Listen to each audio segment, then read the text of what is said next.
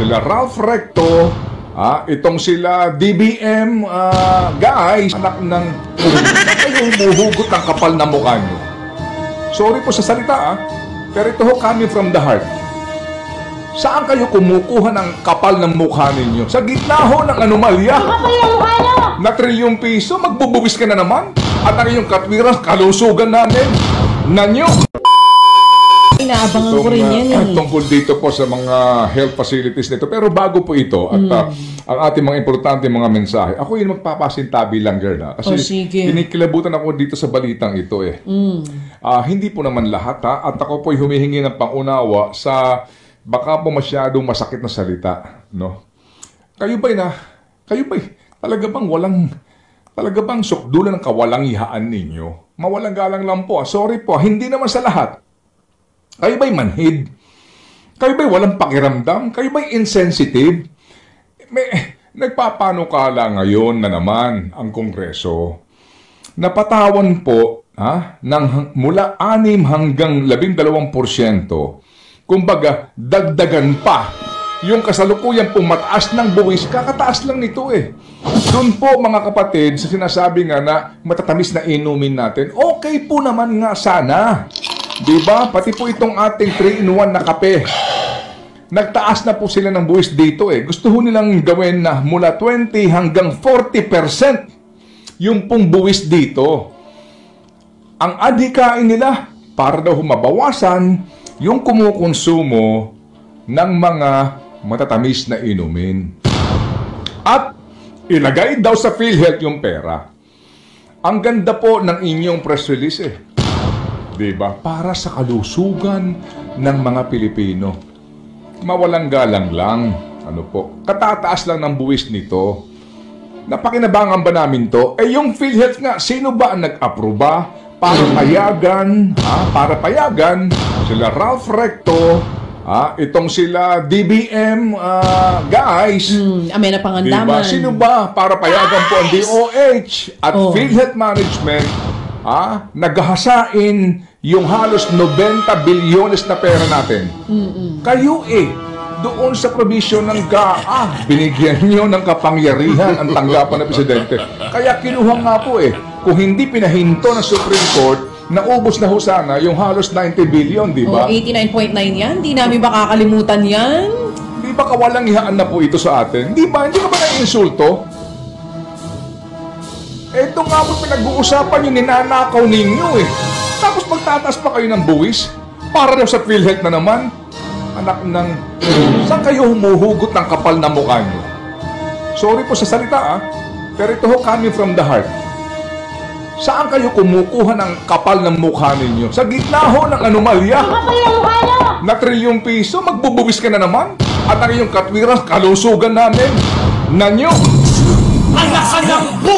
Nanggigigil ako masakit pong pakinggan ng salita, ako po humihingi ng pangunawa. Sorry po sa bagay, pag sinabi natin kawalang hiyaan, makapal na po yung mga balat nun, di ba? Sa bagay, kung ikaw naman talaga nakakahinga sa ilalim ng tubig, kapal talaga ng balat mo. Buwaya yarn. Kung kaya mo huminga sa ilalim ng tubig, kaya ka walang, di ba, kaya wala ang reklamo sa baha. Oo naman. Alam nyo, sandali lang po dito lang, bago tayo kumambyo dito, marami po sa atin, yung kape na 3-in-1, nilalagyan na ho ng kanin Pansabaw sa kanin Pantawid sa gutom Tapos bubuwisan niya po ng 40%. Hindi ba? Tapos ang kanilang pasakalye, because they care. Sila daw po ay nagmamahal sa atin, sa ating kalusugan. Langya itong mga taong ito talaga, di ba? Niloloko na naman tayo Di ba? Hello? Gusto nyo magtaas na naman ng buwis para may manakaw na naman kayo. Aray ko po. Bato-bato sa langit. Totoo tayo.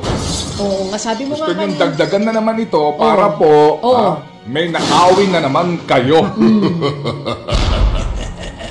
Hashtag ikulong mandalambong. Ano yung sinasabi mo kanina? Ano, Alin? Gusto nyo bawasan konsumo ng Pinoy sa sugar, pero ang dapat bawasan ay ang kanilang kupit.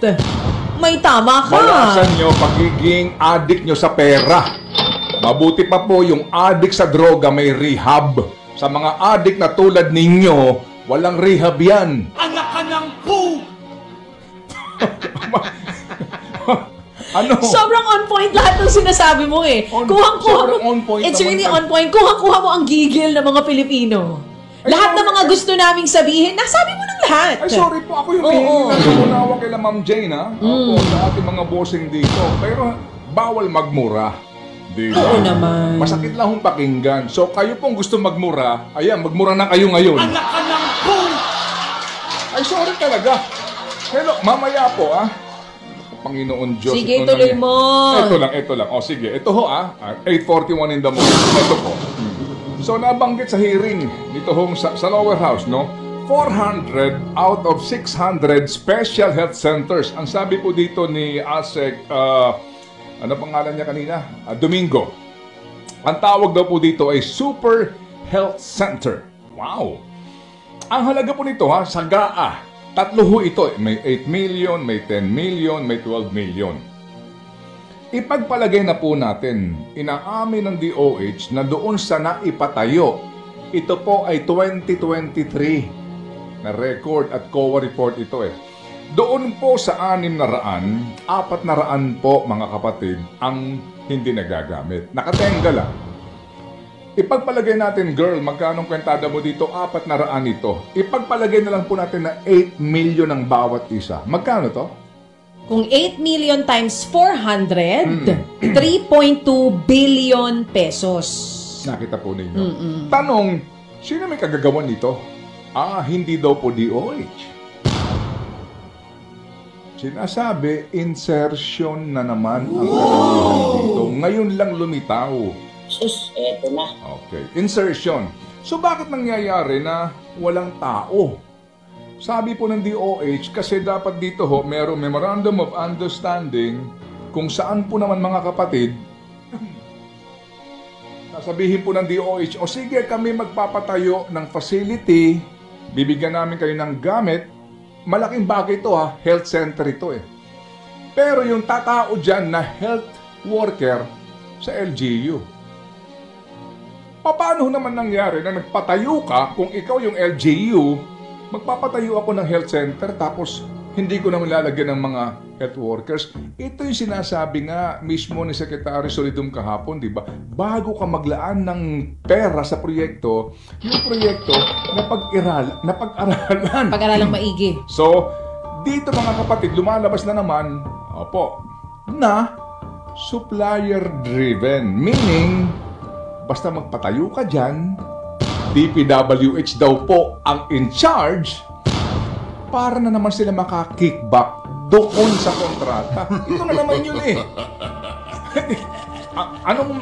Itong na bulgar na may Diskaya Merong Diskaya. contractor din. Yes. Sangkot nga po ang St. Gerard Construction ng mga Diskaya. According po yan kay COA Supervising Auditor for DOH Amir Gamama. Ang unang proyekto, 133 million pesos, Zamboanga Sanitarium Project, na iniwan po. Pero 98% complete naman. Yun nga lang di na tinapos. Yung 22.45 million pesos naman na DOH Satellite Project sa Zamboanga del Norte under St. Gerard Construction, natapos naman po. Pero hindi ginagamit bilang health center. Ito ginagamit po bilang classroom ng Mindanao State University. Yan, diba? So mga kapatid, magkano ang total nito? Itong 133 at saka 22.4. Hindi. Itong Health 400, centers. kung sa 8 million ang isa. 3.2 billion pesos. Kung 400 times 8 million. DOH budget po ito.